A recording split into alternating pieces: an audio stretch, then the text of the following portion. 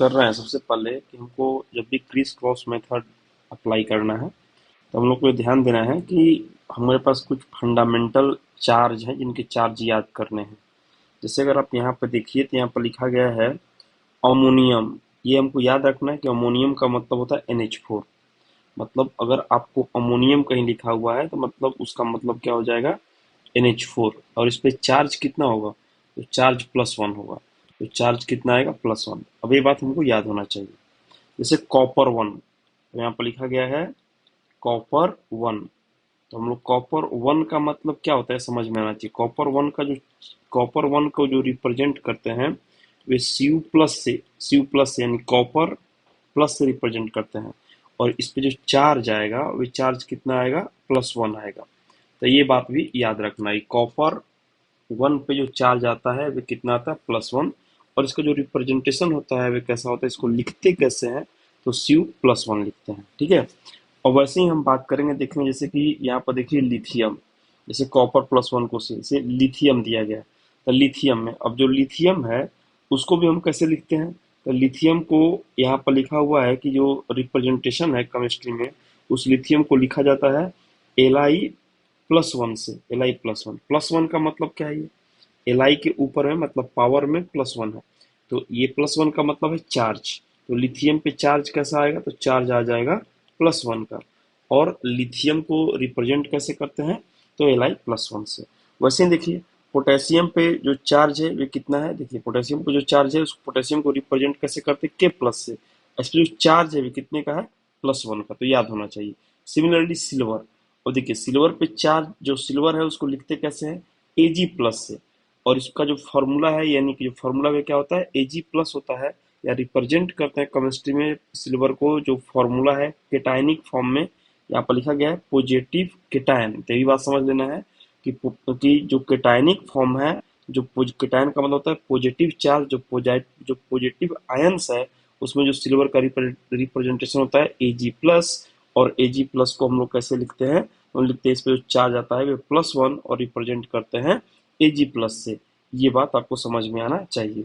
दूसरा बात है सोडियम। सोडियम को जो केटायन फॉर्म में उसको लिखा जाता है Na+।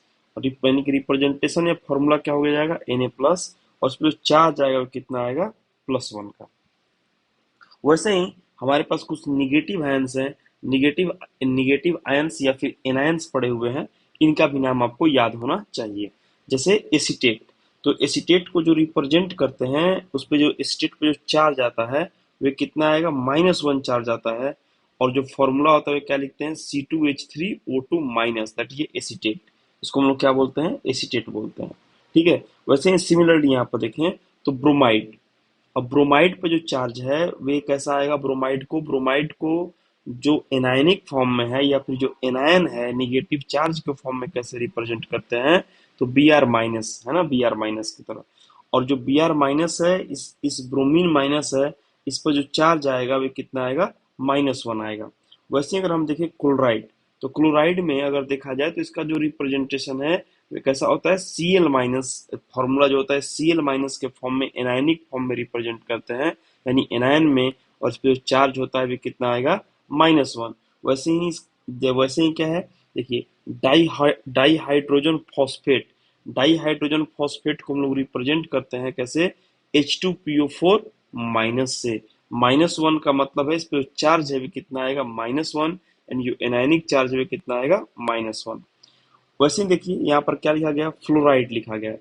फ्लोराइड का मतलब है F-। और F-, यानी कि फ्लोराइड का रिप्रेजेंटेशन एनायनिक फॉर्म में कैसा होता है, F- की तरह।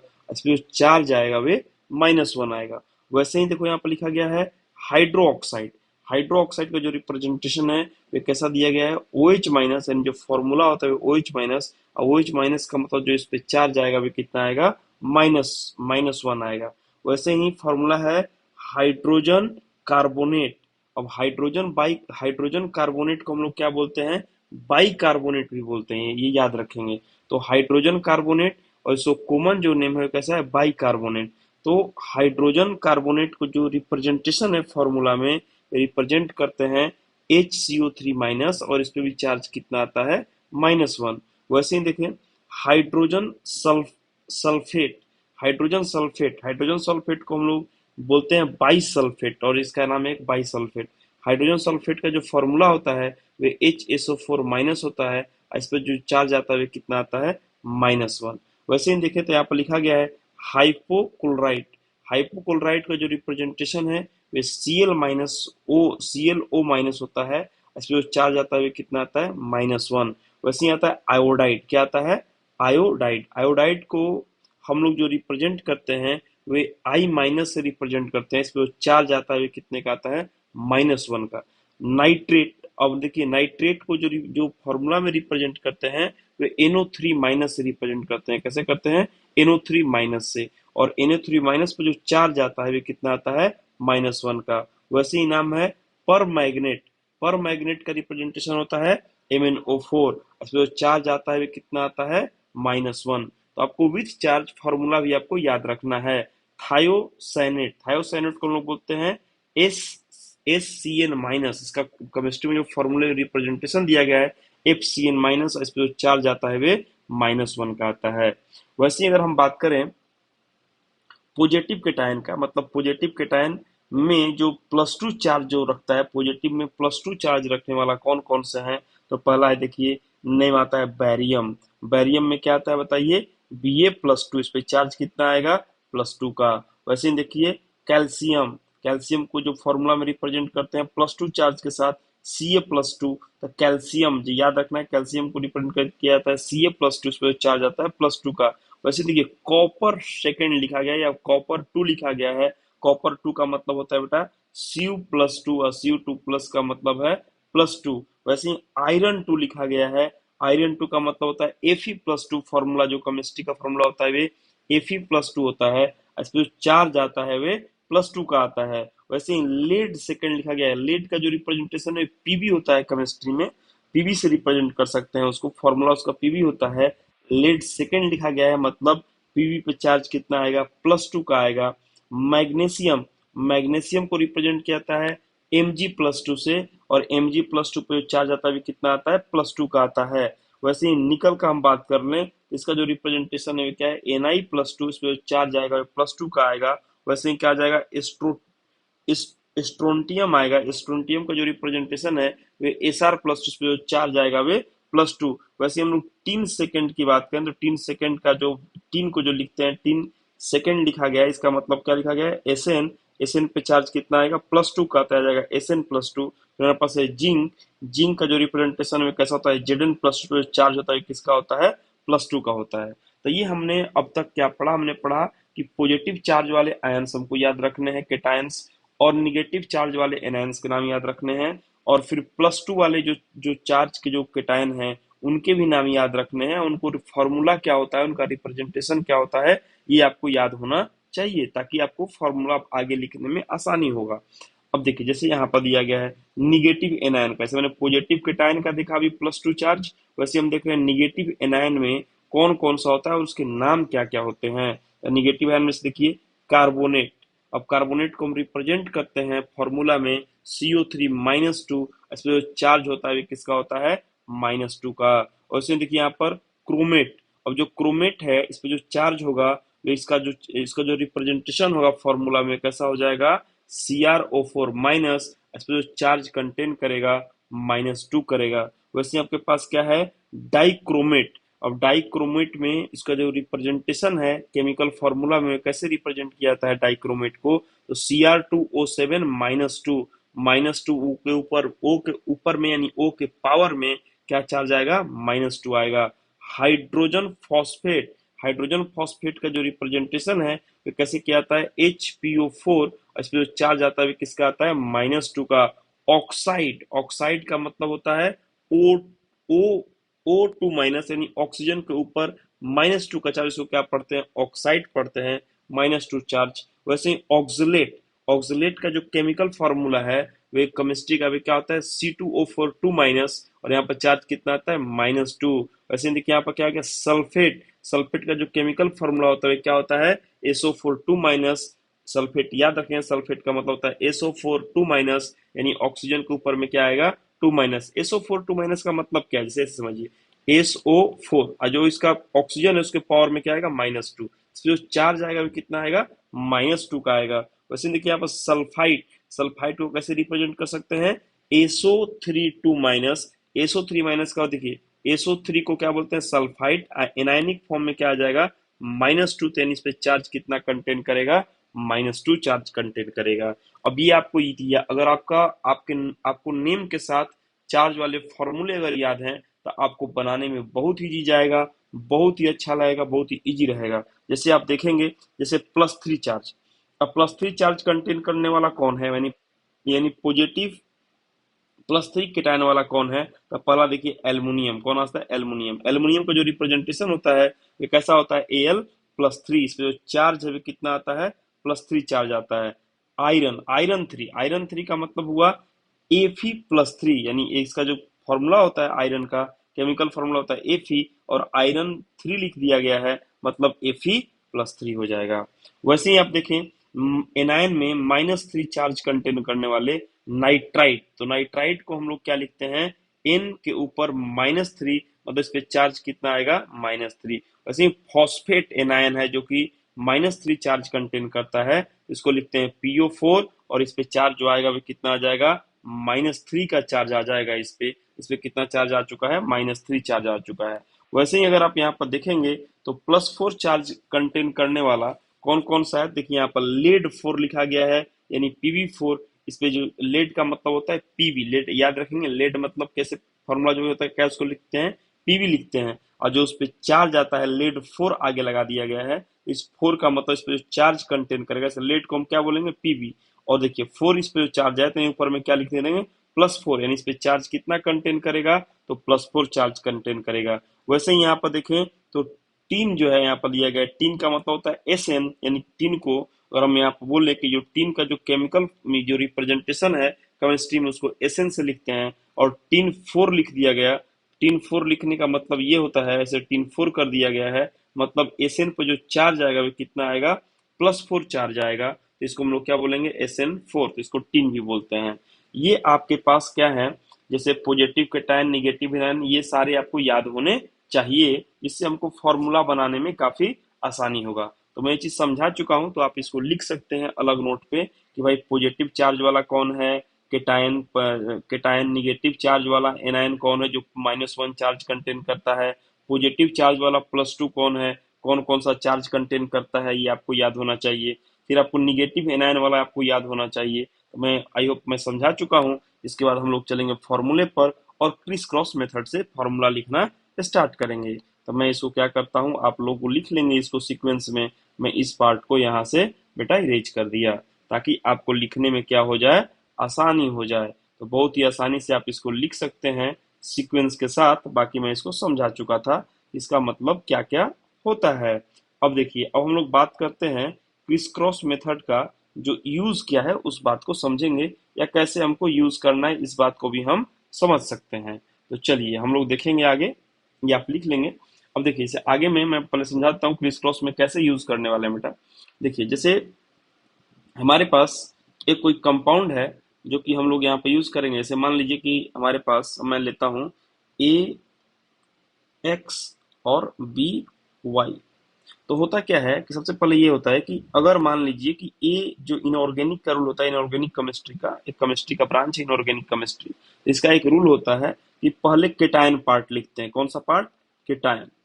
केटायन मतलब होता है वह पार्ट जो पॉजिटिव चार्ज कंटेन करता हो, वैसा वैसा एलिमेंट या वैसा एटम जो पॉजिटिव चार्ज कंटेन करता है। जैसे मान लीजिए मैंने लिया ए, ए कोई एक एलिमेंट है, इस पे एक चार्ज है, +x का चार्ज दिया गया है, ठीक है। दूसरा जब भी कोई कंपाउंड बनेगा तो एक पार्ट बनता है एनायन। जैसे बी यहाँ पर क्या है बेटा, एनायन है, तो हमने एनायन मान लिया। एनायन का मतलब निगेटिव चार्ज कंटेन करने वाला, जिसके पास निगेटिव चार्ज हो। तो जैसे मान लीजिए कि मैंने मान लिया कि बी पे जो चार्ज है वे क्या है, वे जो चार्ज है वे -x है। मैं यहाँ पर थोड़ा सा डिफरेंस क्रिएट करने के लिए, मैं यहाँ पर x नहीं, यहाँ पर जो चार्ज कंटेन है तो मैं लिखता हूँ प्लस का y। कितना लिखता हूँ, +y। तो देखिए पहले मैं समझाता हूँ। मान लीजिए इनऑर्गेनिक में या इनऑर्गेनिक केमिस्ट्री में सबसे पहली जो बात आती है, वो आती है सबसे पहला कोई भी कंपाउंड जो पहले लिखा होता है उस कंपाउंड को बोलते हैं केटायनिक पार्ट, और दूसरे पार्ट को बोलते हैं एनायनिक पार्ट। तो एक पार्ट जो केटाइनिक होता है, केटाइनिक का मतलब केटायन जो कैसा चार्ज कंटेन करे, पॉजिटिव चार्ज। जैसे मान लीजिए कि ए कोई एलिमेंट है जिसपे जो चार्ज है वो कितना है, प्लस वाई है ना, और बी कोई एलिमेंट है उस पे कोई चार्ज है वे क्या है, माइनस एक्स, जो कि एनायन है, जो कंटेन करता है। तो यानी कभी भी कंपाउंड का या किसी केमिकल फॉर्मूले का जब भी जनरेशन होगा तो केटायन और एनायन आपस में मिलके बनाते हैं। तो जिसका पहला जो पार्ट लिखा होता है उस पार्ट को बोलते हैं केटायनिक, और जो सेकंड पार्ट लिखा होता है उस पार्ट को बोलते हैं एनायनिक। तो एनायन है जिसपे चार्ज माइनस एक्स कंटेन कर रहा है, कोई केटायन पे चार्ज कितना कंटेन कर रहा है, प्लस वाई। तो आप पहले क्या करेंगे, जो चार्ज यहाँ कंटेन कर रहा है उसको लिख देंगे, ए कितना चार्ज कंटेन कर रहा है, वाई। बी कितना चार्ज कंटेन कर रहा है, तो एक्स कंटेन कर रहा है, तो हम कितना लिख देंगे, एक्स, ये लिख देंगे। अब हम क्या करेंगे, क्रिस क्रॉस मेथड का यूज करेंगे, यहाँ पर लिख देंगे कि यहाँ पर ये जो पार्ट है ये इधर आ जाएगा, ये जो पार्ट है इधर चला जाएगा। यानी कि हमारे पास ए का जो नंबर आएगा वो कितना आ जाएगा, ए के साथ एक्स, यानी एक्स आ जाएगा, और बी का जो नंबर है वो कितना आ जाएगा, वाई। ये बी का जो नंबर है वो कितना आ जाएगा, वाई। तो हमारा जो केमिकल फॉर्मूला है वो क्या हो जाएगा, ए एक्स बी वाई। इसको ब्रेक तोड़ते कैसे हैं, तो भी आपको पता होना चाहिए केमिकल फॉर्मूला। जैसे देखिए, अब इसको क्रिस क्रॉस मेथड से इसको इधर ले जाएंगे, इसको इधर लाएंगे, इसको लिख लेंगे ए के पावर क्या आ जाएगा बेटा, तो ए के पावर आ जाएगा, पहले केटाइनिक पार्ट यानी पहले पॉजिटिव वाला पार्ट आता है तो लिखेंगे ए के ऊपर प्लस वाई, और बी के ऊपर क्या लिख देंगे, बी के ऊपर लिख देंगे माइनस एक्स, यानी सेकंड पार्ट होता है एनायनिक। और जो ए का नंबर है, ए का नंबर यहाँ कितना दिया गया है, इसको बोलते हैं नंबर। ए की संख्या कितनी है, तो ए की संख्या एक्स है, तो क्या क्या लिख देंगे, एक्स। और बी की संख्या कितनी है, वाई, तो बी क्या है, क्या लिख देंगे, वाई। तो ये हमारा इसको ब्रेक करने का तरीका होता है किसी भी केमिकल फॉर्मूले को। तो आपको इसका यूज नहीं है, यानी ये चीज मैंने एक्स्ट्रा बता दिया। ये आपको क्रिस क्रॉस मेथड आपको यूज करने चाहिए कि जो केटायन एलिमेंट है, जो एनायन एलिमेंट है, उसके चार्ज को लिखिए और फिर क्रिस क्रॉस मल्टीप्लाई कर दीजिए। तो चलिए इस पे बेस्ड एक क्वेश्चन करते हैं। जैसे कि हमारे पास एक क्वेश्चन है, बहुत सारे क्वेश्चनों का लिस्ट है। जैसे कि यहाँ पर देखिए कॉपर क्लोराइड दिया गया, क्या दिया गया है, कॉपर क्लोराइड। तो कॉपर क्लोराइड का आपको बेटा फॉर्मूला राइट करना है। तो पहले देखिए कॉपर वन लिखा गया, जैसा कि मैंने बताया था कि कॉपर वन, यहाँ देखिए कॉपर वन, देखिए क्या है, इस पे इसको कैसे लिखते हैं कॉपर वन को, तो Cu प्लस लिखते हैं, क्या लिखते हैं, Cu प्लस। तो आप यहाँ पर क्या करेंगे, पहले लिख लेंगे कॉपर प्लस को, यहाँ पर क्या लिखेंगे, इसका रिप्रेजेंटेशन कैसा होता है, तो लिख लेंगे Cu plus one. Chloride, chloride का रिप्रेजेंटेशन कैसा होता है, ये भी जाके आप इस टेबल में जाके चेक करेंगे। ये क्लोराइड का रिप्रेजेंटेशन कैसा होता है, Cl माइनस वन, क्या होता है, Cl माइनस वन। फिर आप क्या करेंगे, फिर आप यहाँ पर लिख लेंगे, यहाँ पर वैल्यू क्या आ जाएगा, Cl माइनस वन। अब इसका आपको केमिकल फॉर्मूला लिखना है, तो पहले यहाँ पर लिख लेंगे कॉपर प्लस वन और Cl माइनस वन। इस पे जो चार्ज है उसका चार्ज कितना है, वन। इस पे चार्ज कितना है, वन। क्रिस क्रॉस मेथड से इसको इधर मल्टीप्लाई कर देंगे, इसको इधर मल्टीप्लाई कर देंगे, तो फॉर्मूला क्या बन जाएगा, Cu1Cl1। यहाँ पर नीचे में वन लिखना है, यहाँ भी नीचे पर वन लिखना है। इसका फॉर्मूला क्या बन जाएगा, CuCl। इसका फॉर्मूला बन गया CuCl। इसका नाम क्या पढ़ेंगे, कॉपर क्लोराइड, है ना। अब देखिए, अब दूसरा फॉर्मूला हमारे पास जिंक ऑक्साइड, कौन सा है, जिंक ऑक्साइड। तो जिंक ऑक्साइड आप कैसे करेंगे, तो जिंक को यहाँ पे जाके देखिए जिंक कहाँ दिया गया है इस टेबल में, तो जिंक को आपको खोजना है।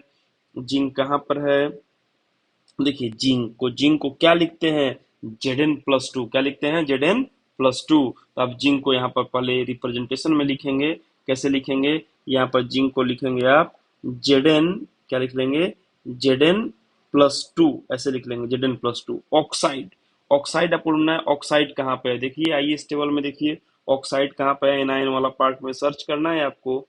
तो ऑक्साइड आप देखेंगे तो आपको मिलेगा, देखिए आपके पास ऑक्साइड, ये देखिए ऑक्साइड यहाँ पे मिल गया। इस ऑक्साइड का क्या फॉर्मूला है, O2 माइनस, क्या फॉर्मूला है, O2 माइनस ऊपर में। तो हम लोग यहाँ पर क्या लिख लेंगे, तो यहाँ पर लिख लेंगे ऑक्साइड O2 माइनस। अब इसके केमिकल फॉर्मूले को हमको कैसे लिखना है, ये बात हमको समझ में आना चाहिए। कैसे करते हैं देखिए, जैसे अब इस दोनों को लिख देंगे यहाँ पर Zn+2 और ऑक्साइड -2। इस पे जो चार्ज है वो कितना है, 2। इसे भी चार्ज कितना है, 2। अब इसको क्रिस क्रॉस आप मल्टीप्लाई करेंगे, इसको इधर और इसको इधर, तो ये कितना हो जाएगा, ये हो जाएगा Zn2 और O2, है ना। और इसको 2 से अगर हम डिवाइड कर दें, इसको डायरेक्ट बोल सकते हैं एक दूसरे को। ऐसे होता क्या है, ये पॉजिटिव वाला निगेटिव वाले को क्या करता है, न्यूट्रलाइज कर देता है। यहाँ पर जो फॉर्मूला आ जाएगा, वे क्या आ जाएगा, ZnO। ये भी फॉर्मूला आपका सही है, यही फॉर्मूला आपका सही है। तो जिंक ऑक्साइड का जो फॉर्मूला बन जाएगा, ये क्या बन जाएगा, ZnO बन जाएगा, है ना। तो आपको क्या देखना है, चार्ज देखना है, और फिर देखना है कि एलिमेंट एनायन में कैसा होता है। फिर ऐसे आपको फॉर्मूला राइट